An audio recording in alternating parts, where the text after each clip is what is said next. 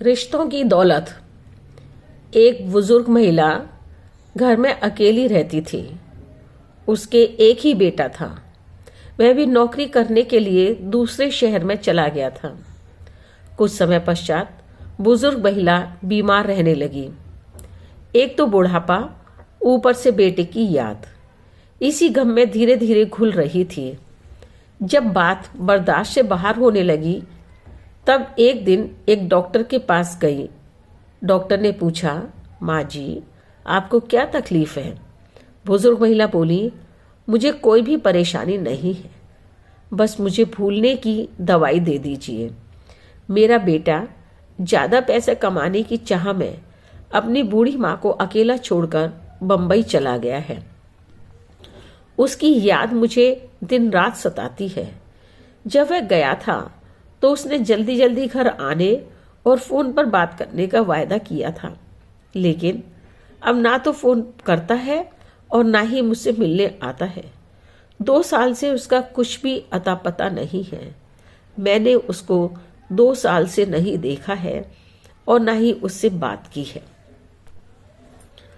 उस बुजुर्ग महिला की बात सुनकर डॉक्टर बोले, माँ जी, ऐसी कोई भी दवा नहीं आती है। आप अपने घर जाकर चिंता छोड़कर आराम से रहें। डॉक्टर की बात बुजुर्ग महिला को अच्छी नहीं लगी और वह नाराज होते हुए जोर से बोली, फिर यह बताइए, बेटे ने दवा कहाँ से ली जो वह मुझे भूल गया? डॉक्टर साहब डर गए और बोले, माँ जी, अगर आप चाहे तो मैं आपको तो नहीं पर आपके बेटे की याददाश्त वापस लाने की दवा दे सकता हूँ। बस आपको इतना करना है कि आप उसका पता मुझे दे दीजिए जिससे मैं उससे संपर्क कर सकूं। बुजुर्ग महिला की आंखों में आंसू आ गए और बड़े दुखी होते हुए बोली, अगर मुझे उसका पता मालूम होता तो मैं तुम्हारे पास ने आकर उससे मिलने चली जाती। इतना कहते कहते उसने अपनी धोती के पल्लू में गांठ लगाकर बांधे कोने को खोलते हुए गुड़मुड़ी हुए एक कागज का टुकड़ा निकालकर डॉक्टर साहब को देते हुए कहा, यह कुछ नंबर लिखा था उसने। डॉक्टर साहब को लगा यह उसके बेटे का ही फोन नंबर होगा। डॉक्टर साहब ने बुजुर्ग महिला को ढांढस बंधाते हुए कहा, माँ जी, आप चिंता ना करें, मैं किसी न किसी तरह आपके बेटे का पता जरूर निकाल लूंगा और उसके पास दवाई भी भिजवा दूंगा। मैं 15-20 दिन में आपसे मिलने जरूर आ जाएगा। अब आप घर जाकर निश्चिंत हो जाएं। डॉक्टर केवल एक डॉक्टर ही नहीं था, बल्कि उसके अंदर इंसानियत भी थी। डॉक्टर साहब ने अपने दोस्तों, रिश्तेदारों और मिलने वालों की सहायता से बुजुर्ग महिला के बेटे का पता मालूम कर लिया। इस काम में लगभग 15 दिन लग गए। इसके पश्चात डॉक्टर साहब ने एक पत्र लिखा और अपने स्टाफ की सहायता से उसके पते पर भिजवा दिया। 15 दिन पश्चात वह बुजुर्ग महिला डॉक्टर साहब के पास फिर आई और डॉक्टर साहब से अपने बेटे के विषय में पूछा। इस बार उनकी हालत और भी ज्यादा खराब नजर आ रही थी। डॉक्टर साहब को समझते देर नहीं लगी कि अब इन बुजुर्ग महिला के पास जिंदगी के बहुत कम दिन शेष रह गए हैं। डॉक्टर साहब ने कहा, आपके बेटे का पता मालूम होने के बाद मैंने उसके पास दवाई भी भिजवा दी है। आप 5-6 दिन और इंतजार कर लें। यदि वह नहीं आया तो मैं आपको लेकर चलूंगा, उससे मिलवाऊंगा।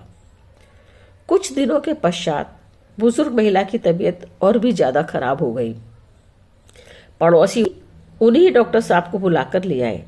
डॉक्टर साहब ने महिला का चेकअप करना आरंभ ही किया था, तभी एक सुंदर नौजवान घर के अंदर आया।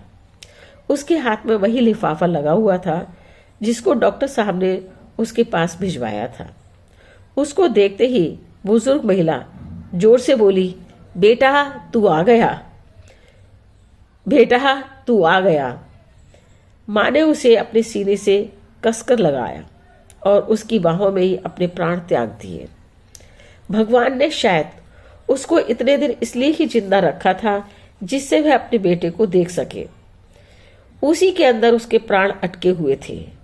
अब वह नौजवान कभी अपनी माँ को देख रहा था और कभी अपने हाथ में पकड़े हुए लिफाफे को, पर वह कुछ भी नहीं समझ पा रहा था कि यह सब क्या चल रहा है। चुपचाप बिना कुछ बोले डॉक्टर साहब भी अपने क्लिनिक के लिए निकल गए। एक दिन डॉक्टर साहब ने यह सारा किस्सा अपने एक घनिष्ठ दोस्त को सुनाया। दोस्त बोला, यार मुझे यह नहीं समझ आया कि तुमने उस पत्र में ऐसा क्या लिख दिया जिसके कारण बेटा एकदम दौड़ा हुआ चला आया। डॉक्टर ने लंबी सांस लेते हुए कहा, मैंने लिखा कि हमारे बैंक के अंदर तुम्हारी माँ की एफडी की अवधि पूरी हो गई है, केवाईसी कराकर पैसे ले जाओ। मैं ये मानता हूं कि मैंने बहुत झूठ बोला, लेकिन मुझे इस झूठ बोलने का कोई भी ग्लानि नहीं है, बल्कि मैं बहुत खुश हूं कि बुजुर्ग महिला के अंतिम समय पर मैंने उसको उसके बेटे से मिलवा दिया, क्योंकि बुजुर्ग महिला के प्राण अपने बेटे में ही अटके हुए थे, तभी तो उसको देखते ही प्राण त्याग दिए। यह कहानी केवल उस बुजुर्ग महिला की ही नहीं है, बल्कि वर्तमान युग में हर व्यक्ति की है। इसलिए हमें समय रहते हुए अपनों की भावनाओं, संवेदनाओं, उनकी जरूरतों को समझना चाहिए। उनके सिर पर प्यार का हाथ फेरें, दिन में कुछ वक्त उनके साथ गुजारें और उनके साथ हमेशा खड़े रहें, क्योंकि रिश्ते हमेशा दौलत से ऊपर होते हैं। दौलत तो फिर भी मिल जाएगी, परंतु रिश्ते एक बार खत्म होने के बाद पूरी जिंदगी दोबारा नहीं मिलेंगे। लेकिन आज के आधुनिक युग में हर व्यक्ति धन के पीछे भाग रहा है, रिश्तों को छोड़कर। वक्त रहते अपनों से मिलते रहें, वक्त रहते अपनों से मिलते रहो, पता नहीं कल रहे या ना रहे। कहानी कैसी लगी? कहानी अपने कमेंट बॉक्स में अपने कमेंट्स जरूर करें। कहानी के बारे में अपनी अनमोल राय देना ना भूलें।